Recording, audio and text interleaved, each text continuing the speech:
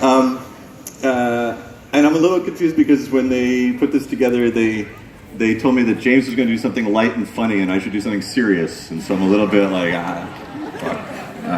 Anyway, hi, and thank you to all of you for being here. I'm not stupid. They brought my dear friend and my wife to come speak. I'm basically the +1 that they put in the middle, but that was nice to make space. And at least tonight you get the last word.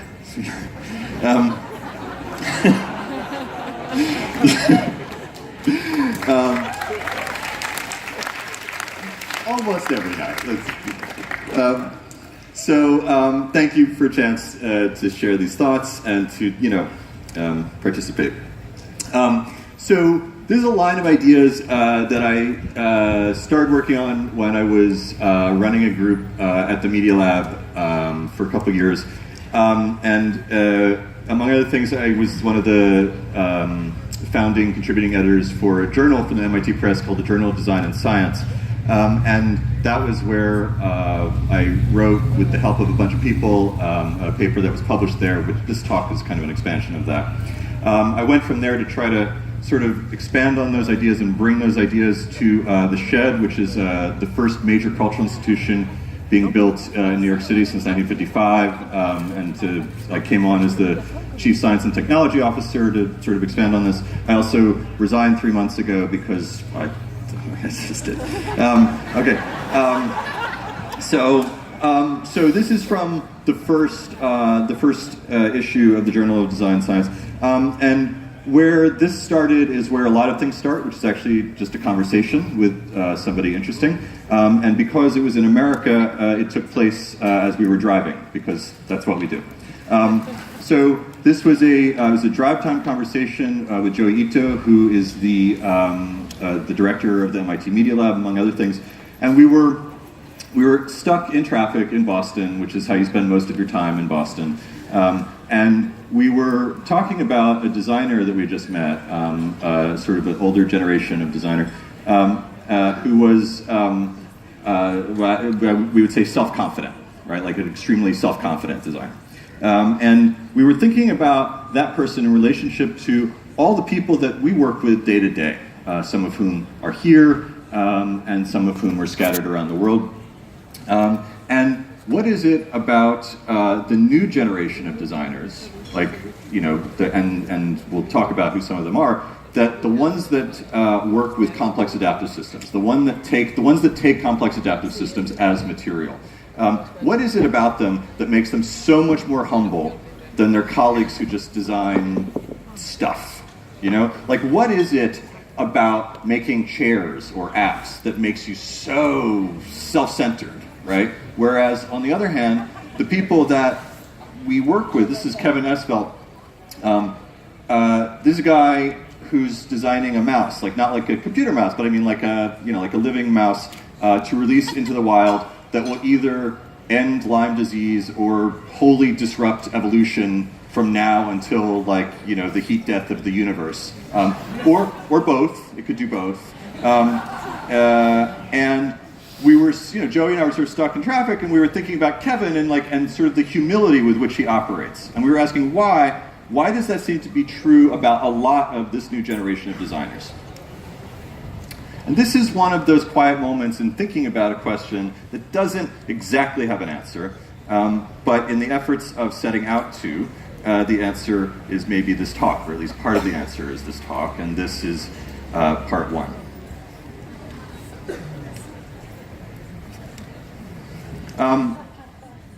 Kevin Esvelt's work for a minute.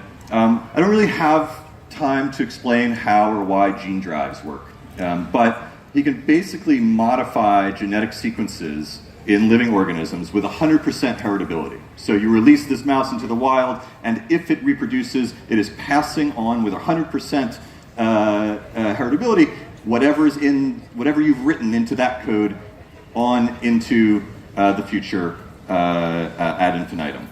And that's what designers do these days. Like, this is a thing that you can do if you're a designer. So I don't mean to put down chairs or apps if that's what you do, because you should do what you love. But this is a thing that designers do these days. It doesn't, the thing that characterizes the complexity of what they do is that they're basically designing systems that are interacting with systems that they haven't designed and can't do anything about. And so it replaces the traditional role and ethos of designers who are sort of founded on the kind of hubris of control. Like, I will go to the factory in Shenzhen and make sure that the glass is polished to exactly the specification and so on. And all of that goes away because there is no one factory anymore and there is no one product anymore. There's only these sort of open, complex, adaptive systems. And so the hubris of control kind of has to give way to something else that I think creates that humility, which is the humbling and daunting complexity of influence. That if you are this kind of designer, all you have to work with anymore is really influence. And the influence becomes a designer's material. That influence becomes what designers have to work with. And it's sort of the idea that there are designers who maybe don't understand themselves to be at the center of something, but rather are just sort of hinting systems towards anticipated outcomes. This is the work of Sebastian Sung and his colleagues at Princeton. This is called iWire. This is using machine intelligence to look at the neurons in the eye to basically figure out how neurons ultimately in the brain are actually constructed. What's the so-called connectome. And the interesting thing and the problem with using machine intelligence to do that, beyond the broader problem of asking a machine to understand the human brain, the practical problem is that the machine can only get about 95% of the way there. And when it gets it wrong, it gets it really wrong, and this isn't something that you can be really wrong about. So the remaining 5% is filled in by a bunch of humans, a couple 100,000 people who are playing this game, who are essentially trying to teach some machine learning algos and some contour recognition algos, trying to teach it how to see us. And these are systems, whether they're natural systems or computational systems, that are basically indifferent to human interests, either by design or just because they are. But they are also responsive to and malleable by human influence. And again, it's just to reinforce that influence is, I think, like what designers are here to do, who are working within this, is influence, not control, not construct, but actually influence somehow. These are designers who understand themselves as participants in systems that are much bigger than all of us put together. So this is a talk about what it means to participate. And if that seems obvious, think about the alternative, which in general, if you are somewhere in Europe or North America or lots of other places, actually, you're probably soaking in the alternative.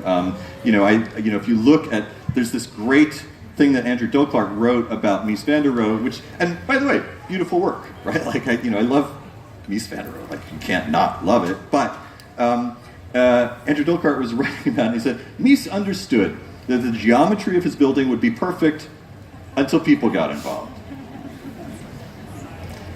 Once people moved in, they would just mess the whole thing up.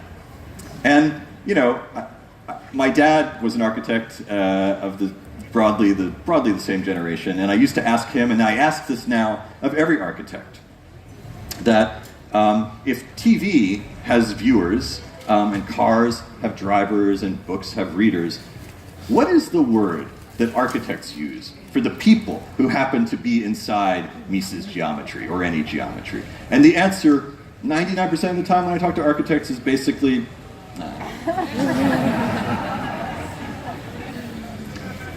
So computers gave us this new word. And basically what's happened, while we sat doing whatever it is we did, is that computation kind of swept up drivers and passengers and viewers and writers and readers and listeners and students and customers and everybody, and it binds them together like jelly, and it uses a word for them that is only used by people who work with computers and drug dealers. Like, those are the only people who use the word users. And that's it. Like, nobody else uses that. And Donald Norman, who didn't invent the word user, but he did invent the notion of user experience, which, by the way, good job, right? Like, it was a big deal, because if you think about how far away that is from Mies, and everybody who came before that who said that the humans are the things that fuck it up, right? It happens in our general lifetime that somebody says, no, the people are actually at the center of it. And the problem is that what started as a means of understanding humans ended up, as always, as a way to measure them.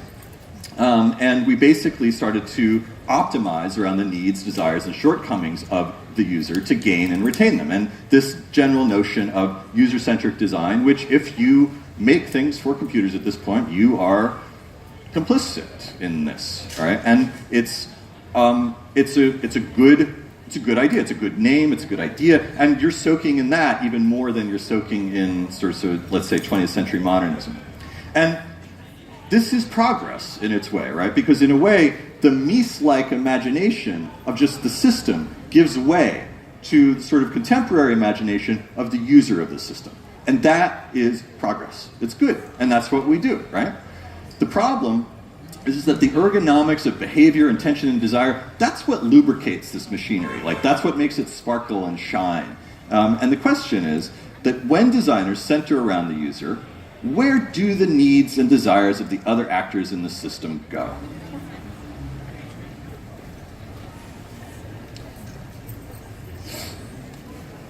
There's this thing that Robin Sloan wrote about 2 years ago, I'd say.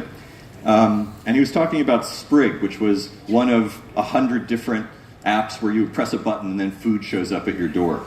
And he says, this is the Amazon move. Absolute obfuscation of labor and logistics behind a friendly buy button. What's the experience for a chef or a courier? We don't know. We just get to know.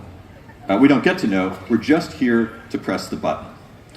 They build these, and he talks about this, and I think this is a compassionate thing. He's like, you have these brilliant people building out all these systems in order to hide them, in order to turn them into a black box. They build these complicated systems, and then they have to hide them because the way they treat humans is at best mildly depressing, and at worst, burn it down dystopia.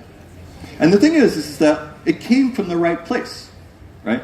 Human-centered design made sense. It really did when we were trying to figure out how to design for users, people who use computers. But we're no longer just using computers. We're actually using computers to use the world. And that's kind of where the wheels come off the wagon. I have no idea what's happening here.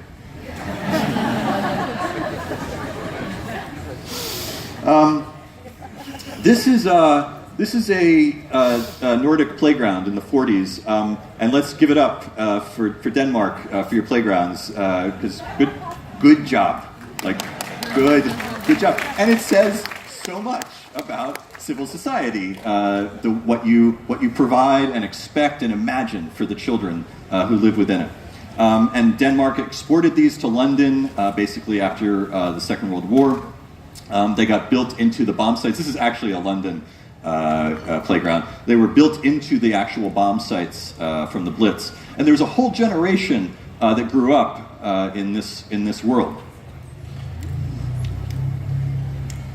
This is one of the guys that grew up in that world. And I came to know Cedric just a little bit, not too long before he passed away. He was one of the great, to my mind, one of the great architects of the 20th century, who really did grow up in the chaos of that world of playing in the bomb site. And I would argue, and it's arguable, but I would argue that he's really the first architect who really is thinking not about the geometry of the building, but about the participation within it. I think it really kind of starts with him, and maybe it comes from the playground, maybe it's genetic, I don't know. And designing for participation is actually quite different than designing for use. This is the Fun Palace. This was a 1961 design for a building. Stanley Matthews described it like a swarm or a meteorological system, the theme for part of the night. Its behavior would be unstable, indeterminate, unknowable, and advanced. And this is basically the exact opposite of Mies van der Rohe, right? This is basically the exact opposite of everything that comes before Cedric Price, Joan Littlewood, who worked on this together with him, and a bunch of other people.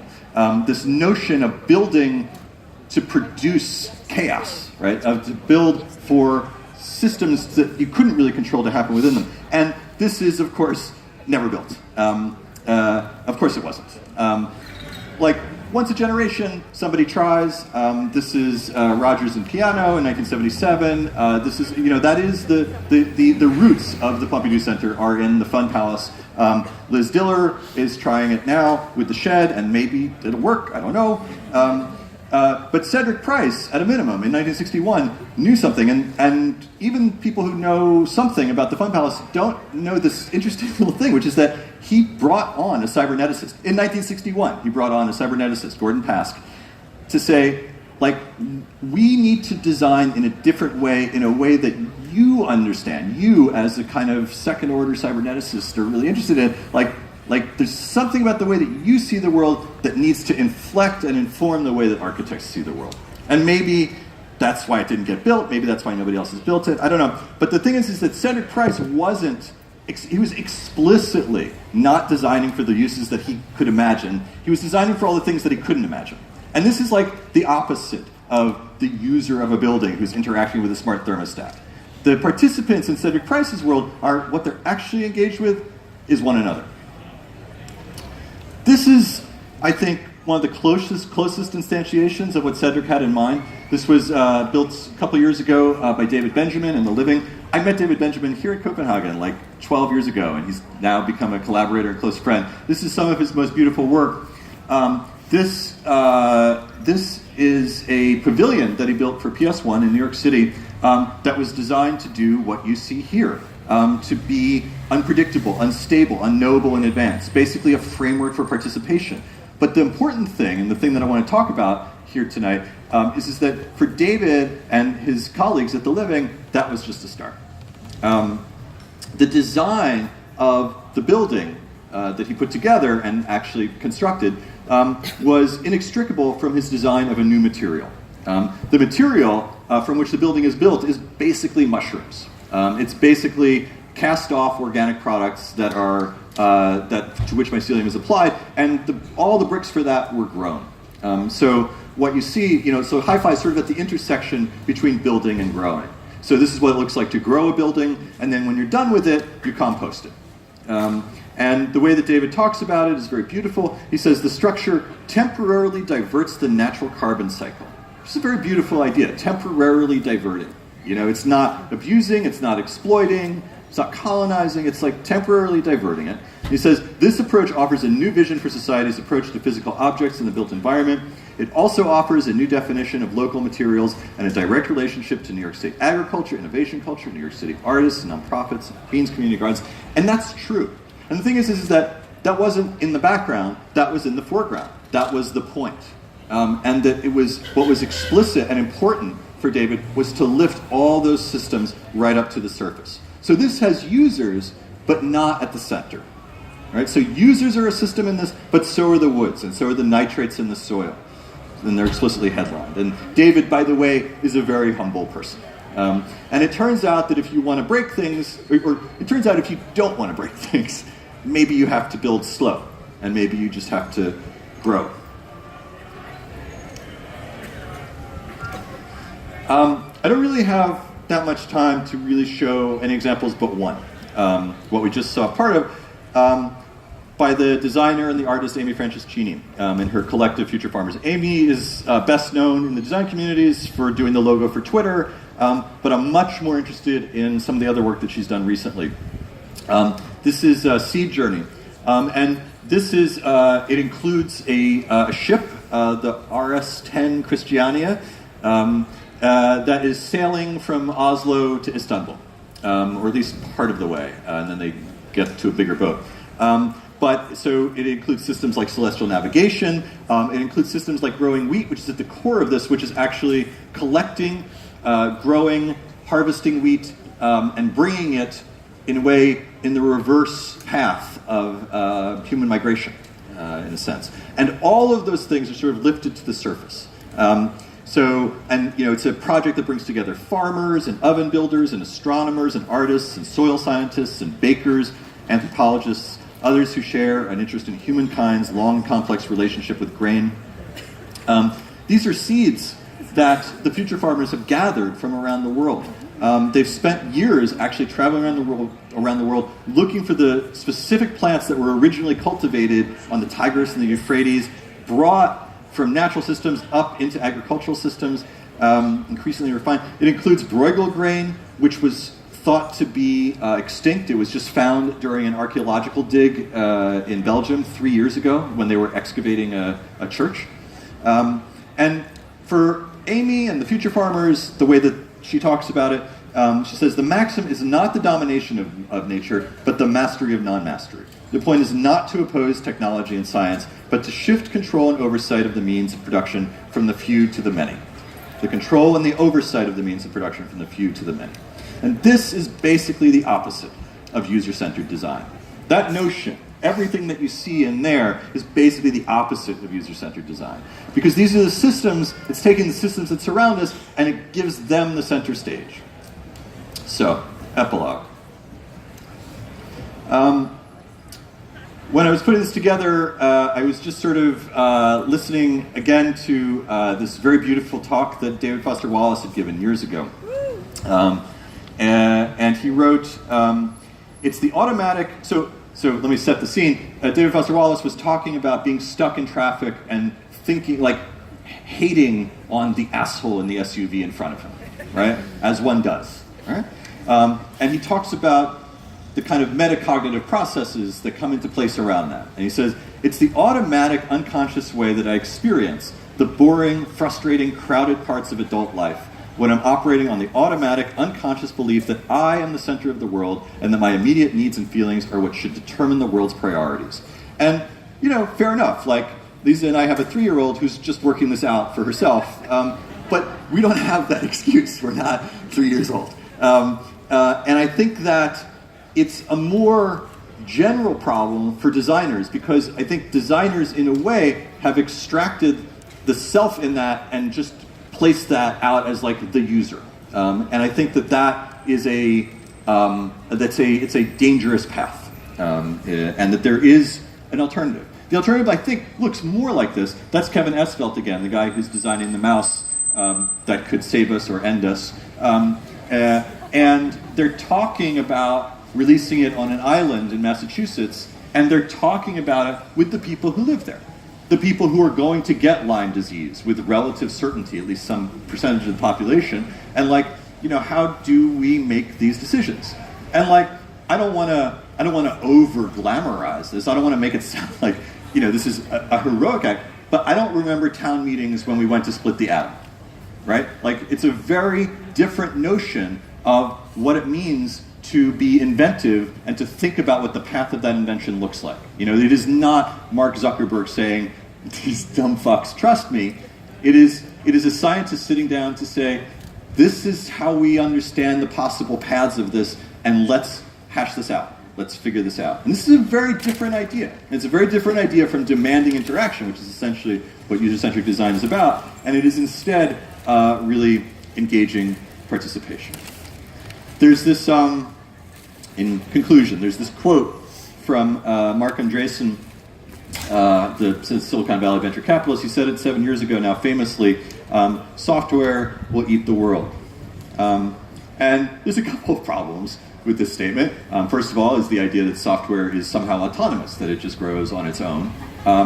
But more generally, I don't want to eat the world, and I don't want the world eaten. And I think that there is this alternative notion, which is actually building software to feed it, and I believe that to be the role and promise for designers working now, and I hope some people here are up to it, and thank you, Copenhagen, and I'm looking forward to the rest of the evening, because listening to my wife is basically my favorite thing in the world to do. So.